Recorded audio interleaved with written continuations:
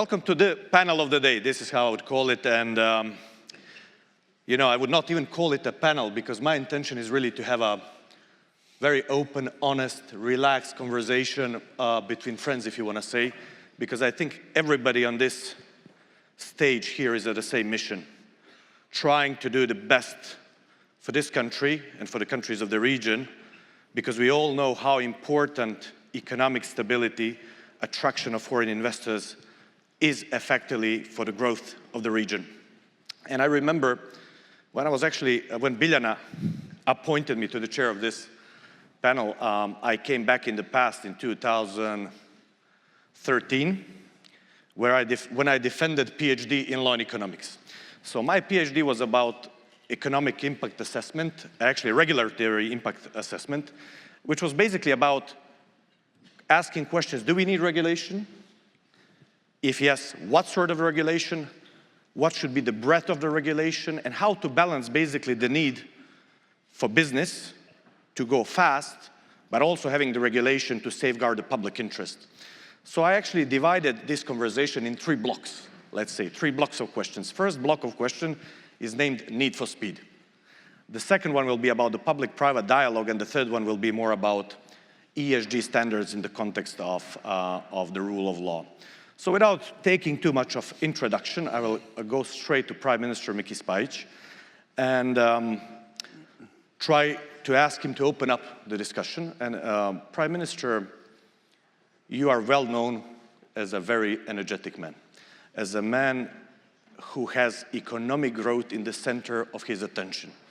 And I think there is a consensus in this room and beyond it that you've been very successful in championing the economic growth in Montenegro, especially with Europa 1 program, and also now with Europe 2. And beyond that, you know, I think a lot of things have changed in the past couple of years in Montenegro, thanks to you and your team and the vision, which is really, really great. On the other hand, we've heard before Mr. Alabar talking about how he sees the economic growth, what sort of values he's putting in his projects. And I think, you know, maybe it would be good to start from there, Prime Minister.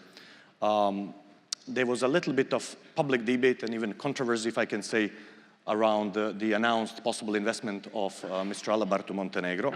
So on one hand, it's really important to have these big players coming to Montenegro because it's a basically snowball effect. They bring others to the country as well. But on the other hand, what sort of mechanisms Government of Montenegro has in place to ensure that the public interest, public-private dialogue, accountability and transparency are properly safeguarded? The floor is yours. Thank you so much, and thank you for inviting me to ESG Summit. It's always a pleasure to talk in these kind of environments and to exchange opinions and learn something new. So in regards to the need for speed, you know, the world is moving fast. And Asia is moving fast, North America is moving fast, Europe has to move fast. For years and decades, we have completely underestimated the political leadership in Europe. I'm talking Europe in general, but especially so in the Balkans. I mean, Balkans is probably the extreme case of that, but in Europe as a general, we have underestimated the role of political leadership. And, you know, like, I'll just give some examples. People think that what we do in Montenegro, or my speed is too fast. I think I'm too slow. For business standards and what is going on in the world, we are too slow. We are laggards. We are way behind, way, way, way behind. And we are just trying to catch up. And the reason why people think I'm too fast is because they have zero real-life experience. They have never seen the business.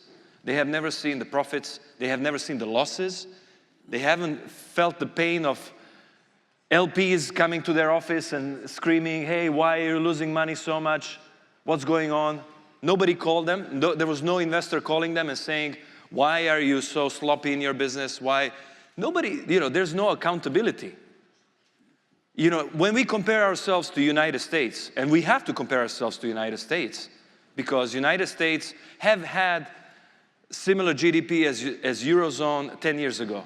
Now United States have 50–60% higher GDP. And we have to ask why.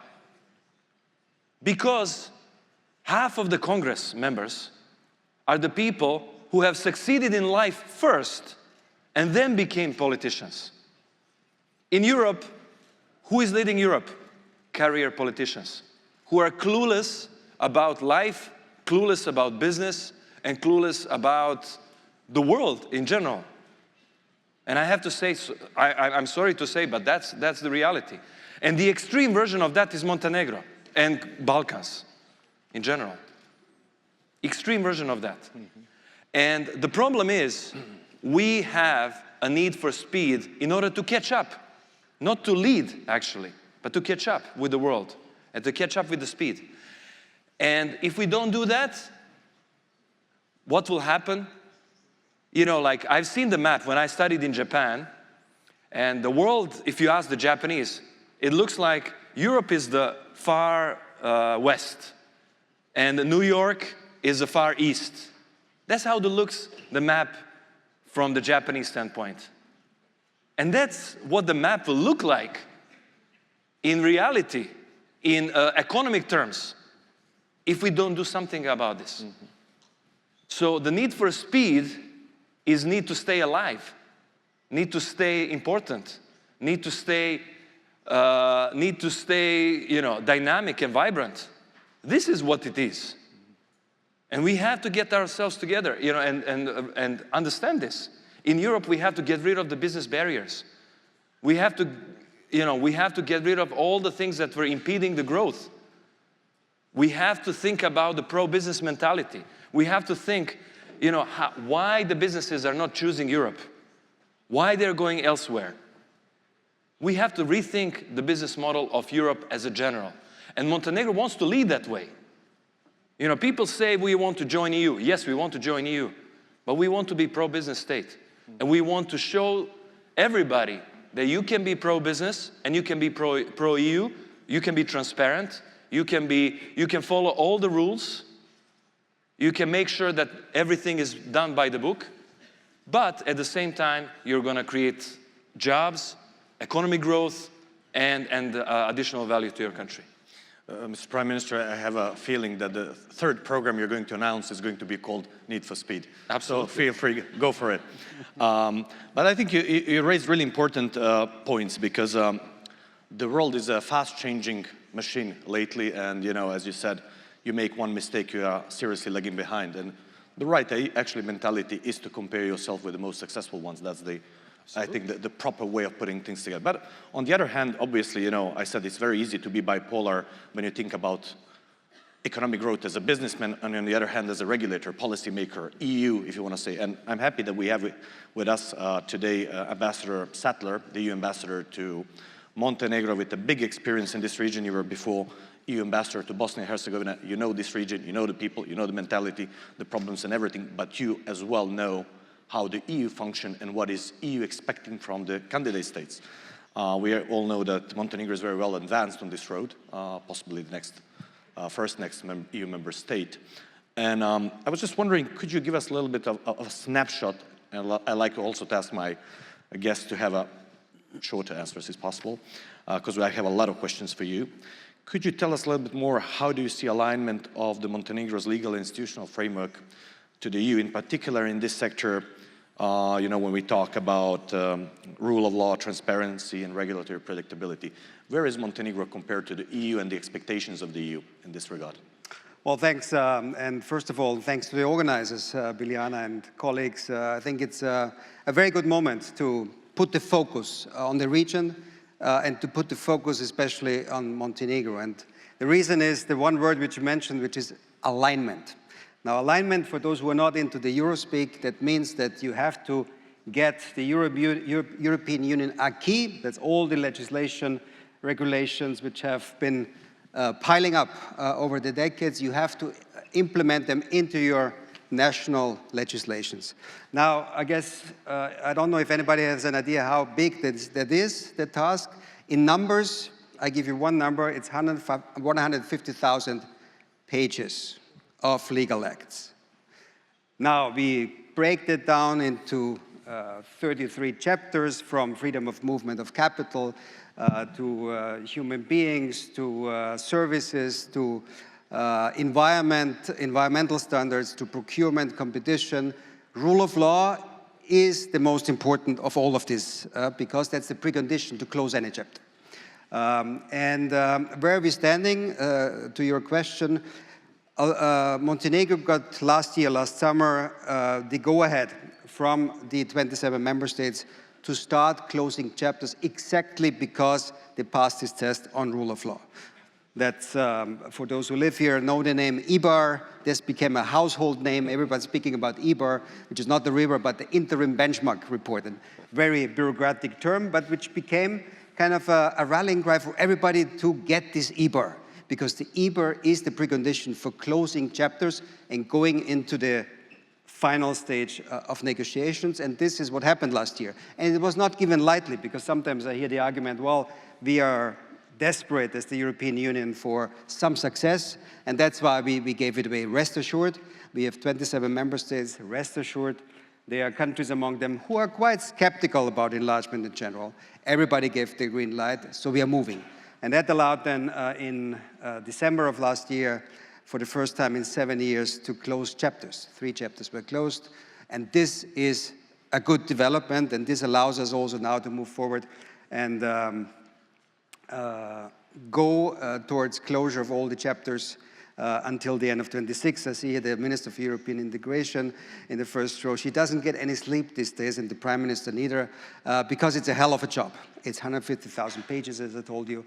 We give a lot of support there as the European Union, but also member states bringing in their best experts. When it comes to the rule of law, what do we do specifically? We have a mission called Eurol here. That's basically the best brains from the European Union, like previous judges. We have a previous president of a Supreme Court from a neighboring country here, who has gone through enlargement themselves, from Croatia, to advise, to be there, to transfer best knowledge to the institutions here. So there is progress. If you look at our country reports, which come out every October, and this is not a rosy thing if you read. It's a very factual snapshot of the good things and of the bad things. Are we there yet? No. There are a lot of things which need to happen. There are a lot of things where we want to see more movement. We want to see this famous track record when it comes to the fight against organized crime and corruption. So we see a lot of proceedings started, especially a lot of proceedings on corruption for what I would call the small fish. We don't see many getting to the final stages, not to speak about people ending up behind bars. That needs to happen. That happened in many of the accession countries before the Big Bang. It happened before Croatia joined in 2013. Very important to also have this, to build up this track record. But overall, it's been a good journey, and I'm confident Montenegro is on the way to close the chapters by the end of next year. Well, thank you a lot. And I think as a bottom line from what you said, I think we would agree that Montenegro is doing fairly well on this road, and it's really because of the hard work that was put into it, especially in the last couple of years. We have also pleasure to have Madam Cherry Blair with us today, and I will use you to zoom out now the conversation a little bit from Montenegro and to a larger little bit scale. You are basically in a legal advising business, if I can put it that way, but it's a kind of upgraded legal advisory where you also advise countries and governments around the world how to improve business climate, attract investments, promote women in business, and so on and so forth. So you have really, really hands-on expertise on many of the stuff we wanted to discuss here. So now talking a little bit, zooming the stuff out, how much do you think it's important for the investors who are also interested to come here, this, let's say, EU or even regional harmonization of the legal framework? Is that something that really matters to them? Or when they come somewhere, they're just happy, to stay there and fit into the existing legislative framework as good as they can? Well, I think most businesses want consistency and certainty. And big businesses, international, multinational businesses coming into this region don't want to be faced with a whole load of different regulations in different countries that are very much adjacent to each other. So the idea of harmonizing, which of course is part of the EU, so that the regulations are consistent across Europe, makes Europe as a whole more attractive.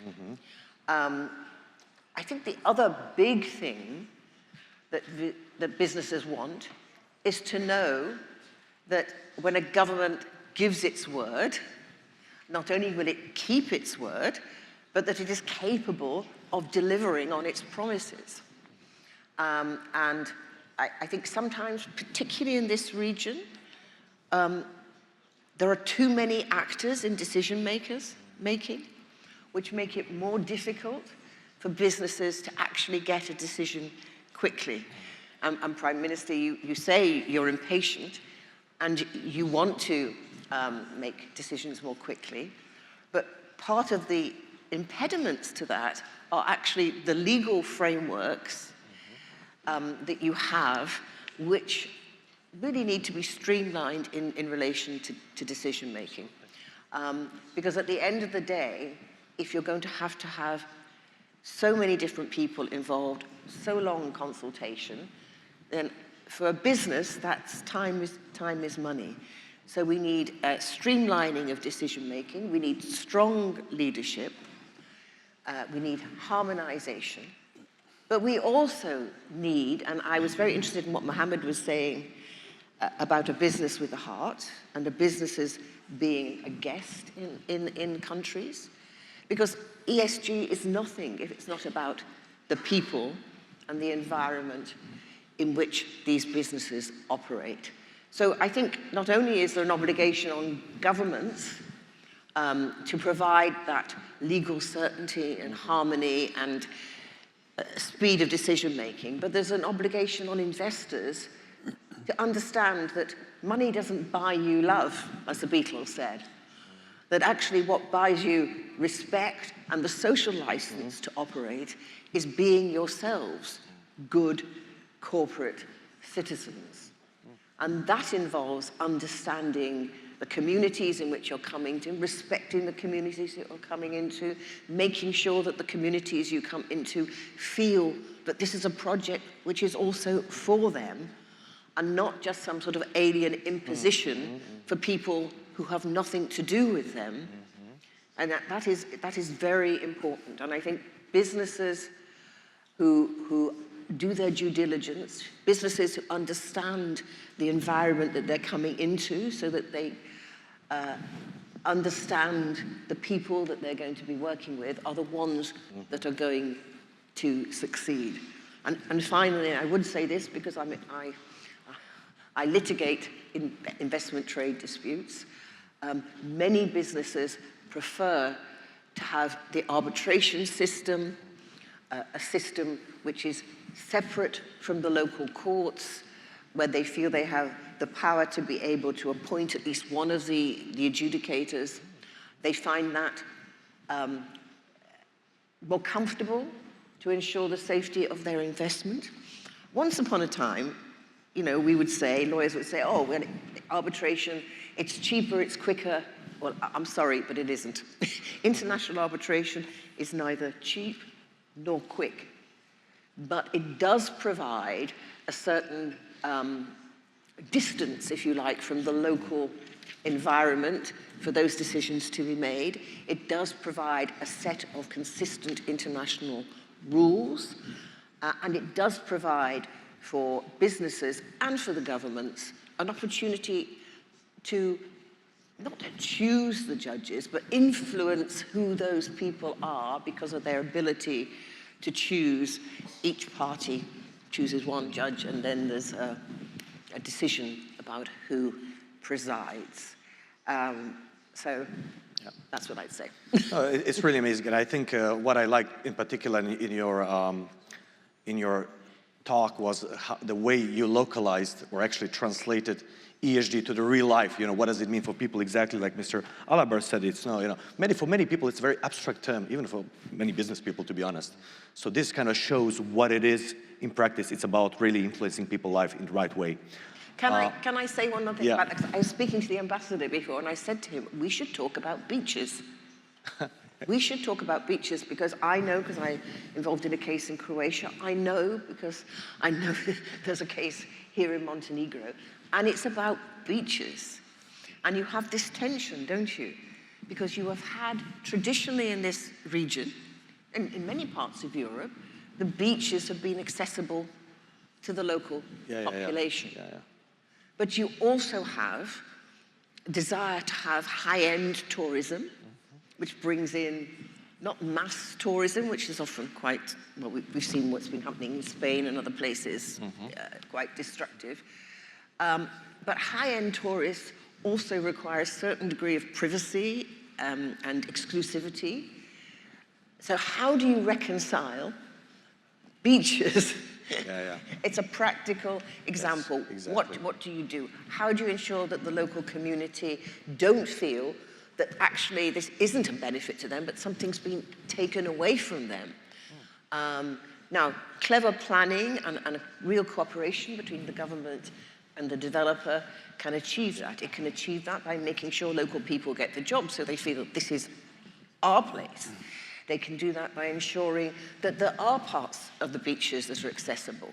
But, you know, it seems strange, but beaches, there's so very beautiful beaches here and in this whole region are really very important to the feeling, the soul of the people here. And if we don't respect that and make sure that we can balance that desire for privacy with the desire to feel that your country is still your country, then the problems come up. Biljana, please introduce beaches session for the next ESG Summit, because it is an important issue, and I'm sure there are a lot of people who could talk about it here. We could have it on the beach as well.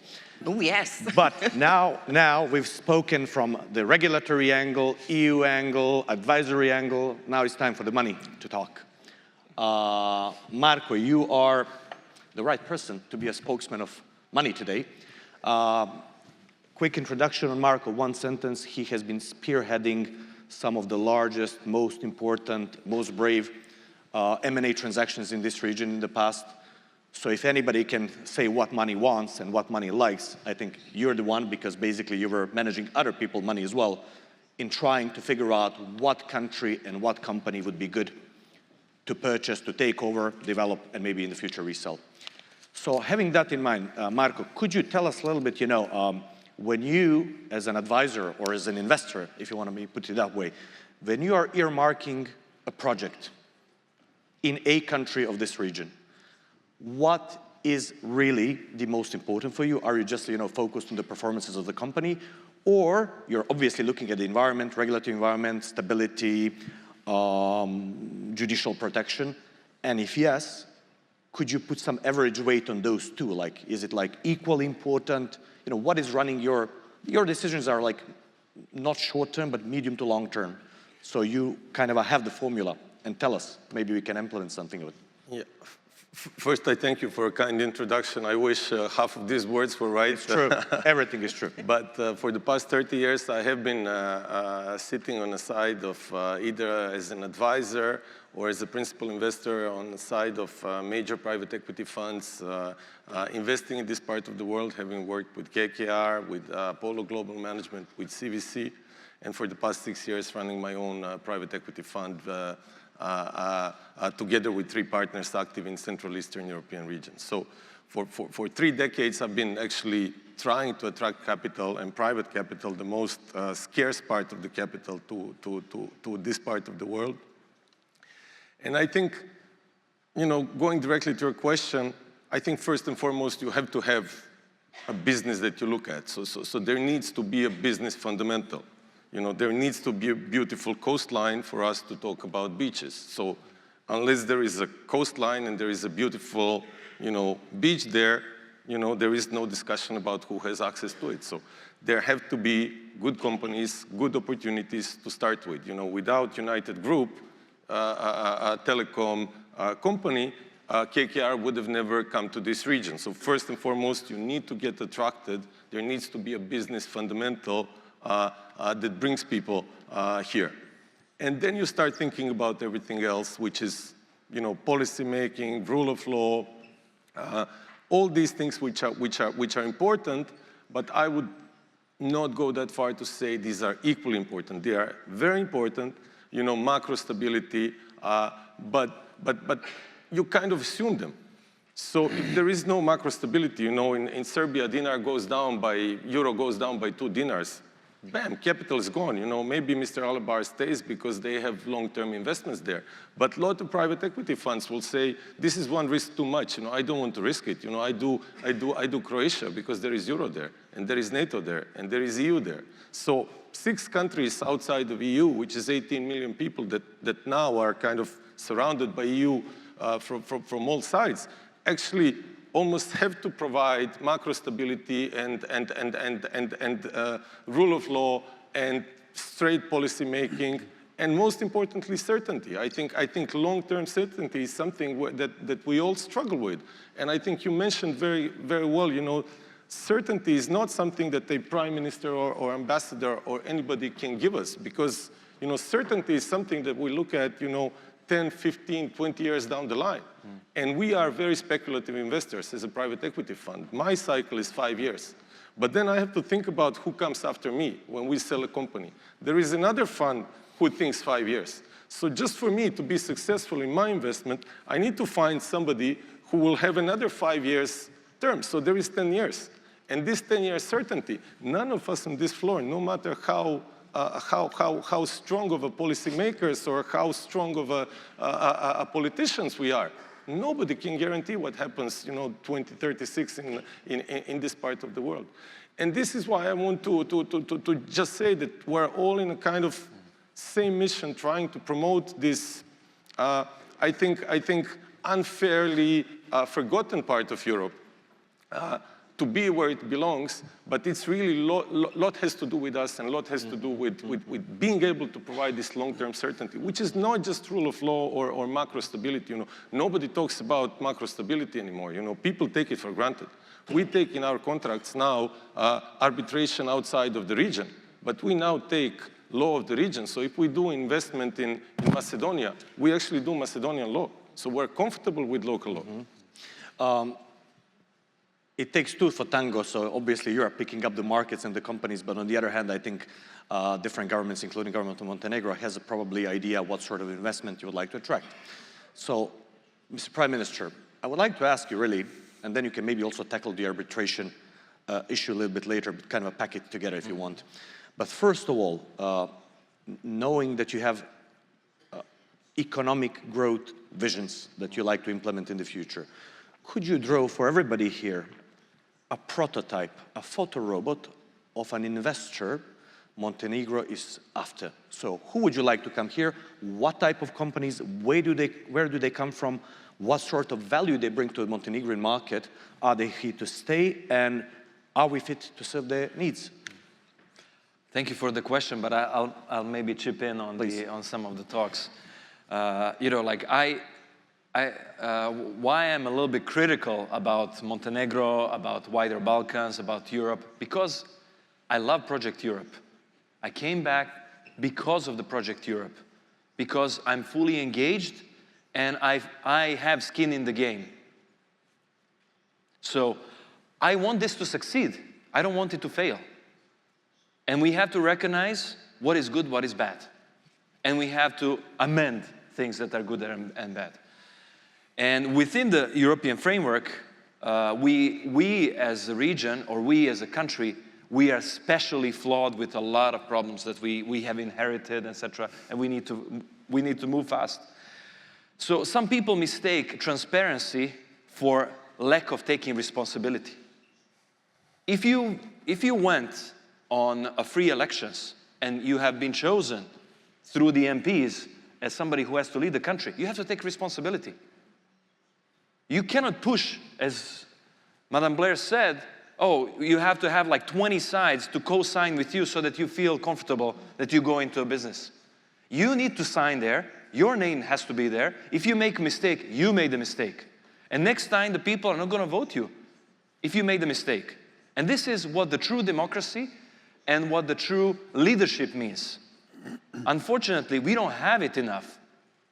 And people try to hide behind, you know, like, oh, if I have 20 co-signatures, then I'll feel comfortable or whatever. This is bad. This is not transparency. This is not sharing the burden. This is running away from responsibility of your chair that you're sitting in. And I don't support this. And I will take responsibility anytime I can. Every time I went to the public and I said, if Europe Now 1 fails, I will resign. Because this is my program, I stand fully behind it, and I will resign. If Europe Now 2 fails, I will resign. So I take full downside, but the upside as well. I'm like buy-side investor, you know, I'm used to that. You know, I take both sides. I'm not a broker. I'm not like a middleman who's gonna profit in both ways. I'm gonna profit only in the upside case. If I succeed, I'm gonna profit as in like I will be voted again. And this is what needs in Montenegro, in Balkans, in Europe in general. This is what we need, this kind of leadership. Taking responsibility for your decisions and then standing to vote. You know, people, you choose this. Do you like this or you don't like it?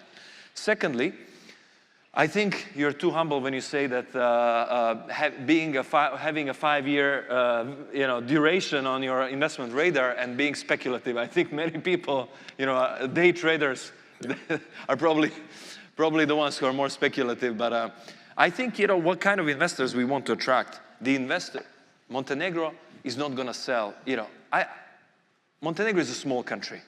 Everybody knows everybody. We are like one community. And when I talk to my friends, you know, like from US, for example, who hate minimum wages, raising minimum wages, and I fight with them, and I explain it. For fabric of a society of Montenegro, it's very important that we increase minimum wages. That people feel engaged, people feel rewarded, people feel the society fabric works. So this is the good thing about this. It's not left-wing policy. I think it's a make sense policy to increase and keep increasing minimum wages. But at the same time, we have to see what works for businesses as well. We have to relieve the businesses of the fixed costs. So what are the fixed costs? Labor is a fixed cost. So what we've done in the Europe Now 1, Europe Now 2, we were getting rid of the labor taxes, the burdens on the fixed costs for the businesses. Energy. Montenegro hasn't increased electric power price for 5 or 6 years. We are one of the most competitive places in Europe in terms of the electrical energy price. Space, physical space, real estate. Montenegro is one of the most competitive in that sense as well. Montenegro is very competitive. Predictability is something that is a big topic again. There were some contracts that were done in the past, and I don't like talking badly about my predecessors, etc., but they were not thought through properly. And then now we, as a new government, who wants to keep relationship with all the businesses, we have to take this hot potato and solve it, find the solutions. But it's super difficult to find solutions if something was done in a way that is not in accordance with local or international or whatever laws. But, you know, we are not giving up. We want investors, good investors, to stay and to thrive. We want them, because we know it's a snowball effect. If we keep those, new will come, and they will, you know, this is like word of mouth, and then we're going to have much better business environment. Predictability is about the mentality as well as the system. The two things, very, very key to predictability of a country.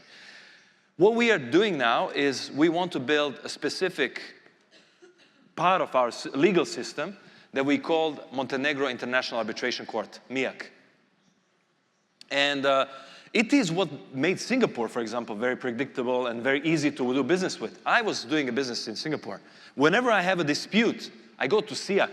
I don't go to courts, because SIAC takes 3 to 6 months to solve the problems that I'm facing with other business. 3 to 6 months, and I'm done. And you have finality of decision. It's very predictable. It's based on the common law. You know, when I read the laws, I can read the laws. I don't have legal background. I can read every law and I know exactly what's going on. And this is what we need in this country.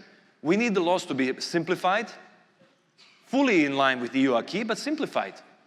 We need to have arbitration court, and we bring the judges, because arbitration court doesn't have jurisprudence on its own. Dependent on the judge, you have different jurisprudences. You can have UK judge who brings the common law there. You can have French judge who brings the French law. You can have German judge who brings the German law. And if the German investor comes in, he's going to feel comfortable with the German judge. So he can choose the German judge, no problems. But prior to getting into a business with Montenegro, he has to have this optionality of using arbitration court as dispute resolution mechanism. And this is what we are working on now. This is very important reform for us, and this will give predictability, because our commercial court, with all due respect, is not up to the task, or other institutions, unfortunately. Until we fix them, this is a quick fix. This is the way to build the confidence with the business community. And what we, as political leaders, can do is we want the investors who are long-term investors. The first lesson when I got into Goldman was when Lloyd Blankfein came in front of all of us kids, and he said, all the greedy folks are going to, you're going to be gone from the job market very soon. Short-term greedy. Be long-term greedy. This is the right way to do things. Have proper relationships with people. Engage with people. Find common interests. Find common ground. And this is the only way, proper way to do the business. So when somebody tells me, like in Montenegro, you have this populist thing saying, hey, let's not have 90 years lease of a land, or 90 years, it's too long, our grandchildren are not going to see that land, or whatever. I say, I'm very happy to sign 90-year lease. Do you know why? If I sign 5-year lease or 10-year lease, it means that the investor who's coming in, he has to return all of his capital, and he has to make profit in 5 or 10 years. What kind of investor is that? It's a speculative investor, as the gentleman said. It's a guy who is gonna try to turn things around to find the ways to make money. If I have a guy who's coming in for 90 years, it's a guy who is gonna be okay with very low IRR, with very, very low return on investment. And this is the kind of investor I want. I want investors who are long-term people, who wanna build the things together with the country. We are welcoming everybody who wants to engage with Montenegro, engage with local community, engage with local entrepreneurs. I don't want somebody else to come to Montenegro and to do the business for Montenegrins. I want them to empower Montenegrin entrepreneurs. I want them to give a chance to Montenegrin entrepreneurship. And trust me, I am Montenegrin. I know so many kids in Montenegro who are very talented, very good, and they have never been given a chance. They have never been given a chance. Let's give them a chance. We have very high quality people in Montenegro and in the whole region. And I think, as you said, we were unfairly forgotten. Let's take advantage of these people, and all the investors who come to Montenegro with that kind of vision in mind, they will have full support from the Montenegrin government and Montenegro parliament. You can count on that. Excellent and inspiring, thank you. But obviously, as you said, to make it work, it takes also time to talk to the people, local communities, explain everybody what this brings to them, because very often people actually, everybody thinks from its own dimension and perspective. So, engaging with the stakeholders, engaging with the local communities, with the rest of the country is important, I think, as a precondition to make this actually work in a stable way. And a little question, because I would like to remind the audience, you will have the opportunity, if Ognjen is here, he can maybe explain, you'll have the opportunity to ask the questions for my guests. I will read it a little bit later. I just want to have a short round of questions for my guests, and then we'll open the floor for your questions. You'll send them through the app. I'll read them out here. For all three of you, could you share, but really briefly, starting from you, the ambassador, what role does structured public private dialogue, playing the EU's approach to improving investment climate. And if two of you could also contribute from that same angle, if you can share any successful real-life examples of, dialogue mechanisms or communication mechanisms between the investors and the governments in the countries you work that have kind of still maintaining, that have contributed to the speed, but also have maintained the level play field for everybody, so nobody feels, let's say, excluded, or that nobody feels that somebody else had a better privilege. So I'm sure there are mechanisms how to boost this in a more strategic, or if you want to say institutional way, but on the other hand, it needs to be pragmatic, quick, and bear fruits relatively quickly. So Ambassador, starting through public-private dialogue, and then Cherry and Marco. Maybe just one example, and coming back to the judiciary, because for investors, obviously, certainty, predictability, getting a fair hearing at court, also getting judgments within a reasonable time. The waiting times are enormous now. So addressing that, I think, is absolutely key, and we're doing a lot from our side to help that. The arbitration system and example was mentioned. That's excellent. It works in most countries, most democratic countries of this world. So, for instance, here in Montenegro, there is a good dialogue now with the Foreign Investors Association here, because first of all, it's less what I was told. It's less about legal changes you need. You need trust of the business community in order for this to take root. And for this, it takes investors who have been investing here already, who are already on the ground, to work together closely with this initiative to establish this court. And this, I think, is one of the elements which will help. Let me just also mention, not entirely connected, but other factors, other things happening here these last years really move the region to the European Union. We open our single market before joining. This is absolutely new.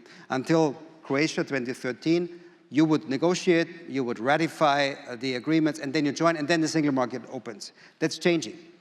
So with the growth plan, there is the opening, the gradual opening of the single market.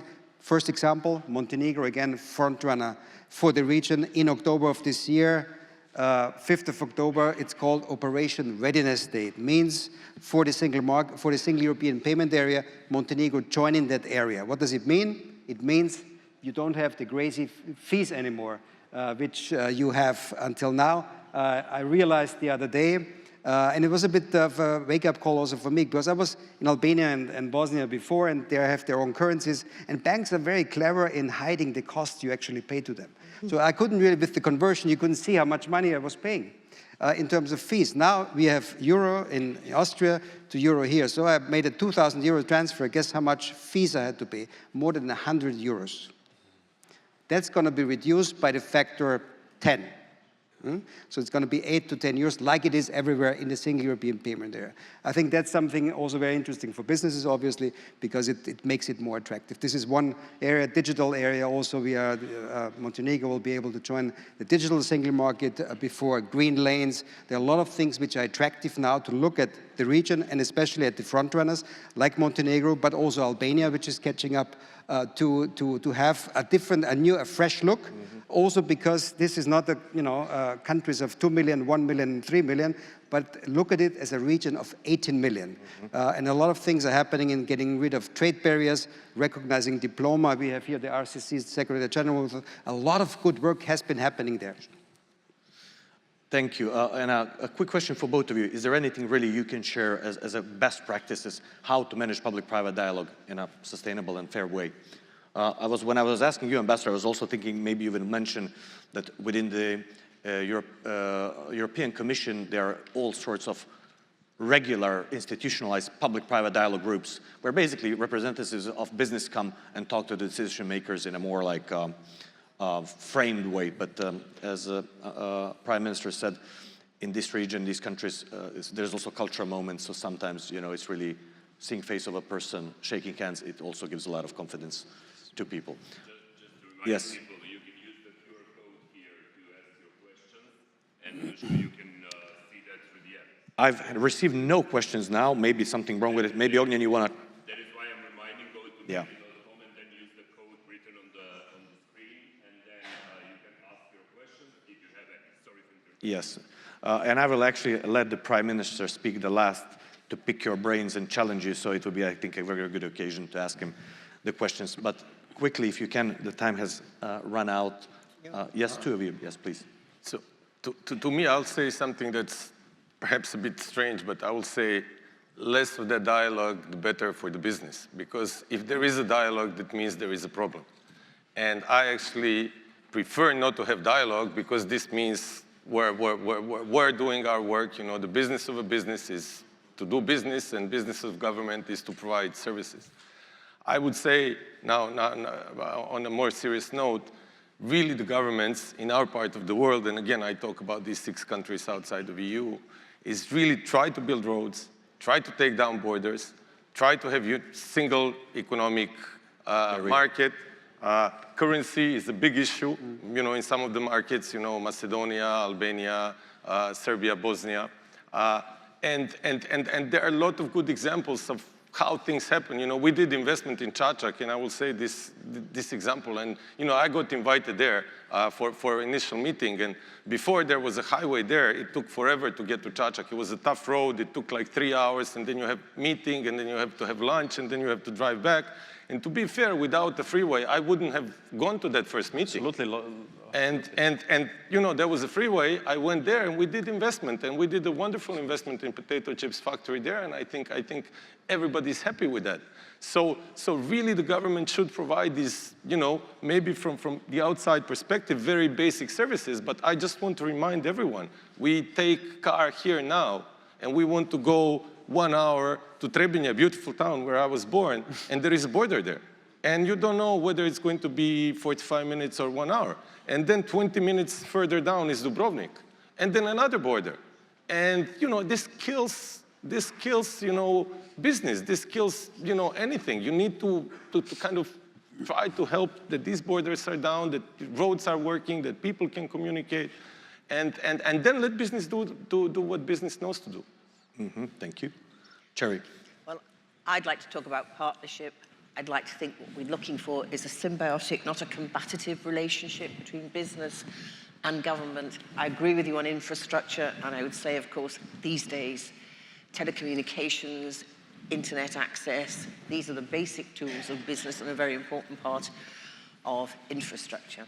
I have to tell you that my legal practice means that I usually get involved when the relationship has broken down rather than when it succeeds. Because if it succeeds, they don't need my services for the arbitration. I was very lucky to represent Montenegro in the Addiko Bank case. Mm-hmm. And there was an example of where, you know, a huge crisis with the Swiss franc mortgages engulfed this country, and people were suffering. A man burned himself in front of Parliament. It was that bad. And then you had a bank that seemed to be only interested in preserving a deal they had, which was based on a Swiss franc that was fixed to the euro, and when it went up, frankly, their business model collapsed. And then they turned to the government, stepped in and did something about it and said, oh, we want compensation. We were lucky. We were able to prove we'd actually done them a favor, because we replaced their Swiss franc loans, which were unenforceable because people couldn't afford, based on properties whose value had plummeted, so they couldn't get the money back that way, with a stable euro-based rate. And at the end of the day, they lost that case because they couldn't show they'd lost any money. Mm-hmm. So, you know, I think maybe more dialogue and some understanding as to why governments have to act when there's a crisis that affects the people, and an understanding of the country in which you're working with, and that cooperative, that symbiotic approach is so important. Excellent. And I've received now a lot of questions, really, already. Some of them are actually coinciding with the questions I wanted to ask the Prime Minister, so I'm just going to blend mine and 2 questions from here. Quick. But you can try. But basically, a question is that I want to fuse together. Somebody's asking you, where do you see Montenegro in next 10 years? And what are the 3 most important factors you think will determine Montenegrin economic growth path in those 10 years? Oh, wow. So in 10 years, I see it as a EU member state, as a leader in innovation, as a very pro-business country, as a bridge of collaboration in the region, the whole region, as a gateway to Eastern Europe, Balkans, and the whole region for the investors around the world to invest, engage with this region. So this is the vision we are headed towards. We want to add value to European Union. We don't want to be somebody who gets into EU and receives aid from EU and is like a sort of a, colloquially beggar coming into EU. We want to contribute. We want to be net contributor once we join EU. Second thing is about how to get there. We need definitely more successful and people with real life experience in politics in Montenegro. And when I say that, I don't mean only at the minister or that kind of level. I mean it in the parliament. People have to understand what I'm talking about. They need to understand what the business folks are talking about. They need to understand what Madam Blair is talking about. They need to understand what the dear ambassador is talking about. They don't understand now, a lot of them. And this is the problem of having a big vision, but needing to translate constantly, and this lost in translation situation happens quite often. Secondly, I think what we need is we need more agile, better service to the businesses and citizens. And we need to digitalize. And I don't mean digitalize only like Estonia did. This is fantastic. I think we have to go beyond that. The technology has to be basically part of our life, and the engagement, what you said, with the government has to be completely without human intervention. This is the vision. Because the moment the humans are intervening, the room for error becomes pretty large. In Singapore, in 2014, I was paying taxes. I never met anybody from the tax authority in my life in Singapore. I don't know where the building is. I don't know where the Ministry of Labor is, of Ministry of Manpower is actually called there. I don't know where I did everything online. I don't know where the government buildings are, and I don't care where they are. So this is, and this is just I think, and even Singapore, I don't think it's a perfect example. There are many better examples in the world. So this is the second one. And the third one is we need to open up ourselves. We are a very diversified society.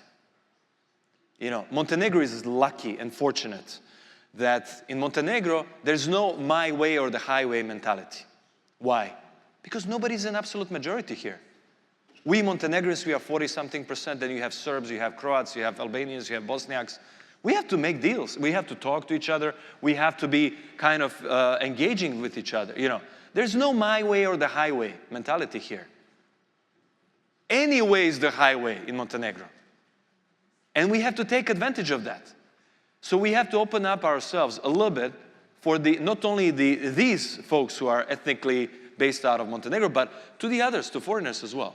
So we need to engage with the world more, with less fear and more feeling the opportunities out there. Mm-hmm. Yeah. I'm just, I'm a little bit confused because there are so many interesting questions here, and Ognjen just told me I have 3 minutes. So I'm going to throw a little question for all of you to close down with. And somebody asked a really good question, and it's in line with what you were saying, Mr. Prime Minister. Somebody's asking, how are local/Montenegrin firms getting ready in terms of reaching the level of European standards? What are the risks and opportunities they are confronted with? In other words, when Montenegro becomes a full EU member state, how is this going to translate to properly local Montenegrin companies? And maybe also your ambassador can give a little bit of flavor to that. To what extent and how EU is actually helping Montenegrin businesses to transition to these big markets, which can be ruthless sometimes, if I can be honest. One of the answers to your question is to diversify your economy. So Montenegro has an overdependence on one sector, which is tourism. It's still around 30%. It's way too much. So in discussions with the government, with the Prime Minister, we came together and like you're doing here, attracting businesses, having a fresh look at Montenegro. We're going to do a similar thing in October, and please stay tuned. Second half of October, big conference here in Montenegro somewhere, where we want to put the spotlight on the possibilities, but also already with proper research. You know, we're working here with specialized agencies. What are the comparative advantages of Montenegro? And we have been mapping, and so far, I mean, the main areas we're going to focus on, like you did this last days here, one is energy. Green energy. I mean, this country is blessed with water, with wind, with sun. So that's one sector. The other sector is transport. You have a big port. It's not in good shape, the port of Bar, but it can become a real asset, but only in connection with proper connections to Central Europe, to Serbia. That's why we have started investing in the railways, for instance. There's this beautiful railway line, which in the best days in the 70s, I think took 7 hours.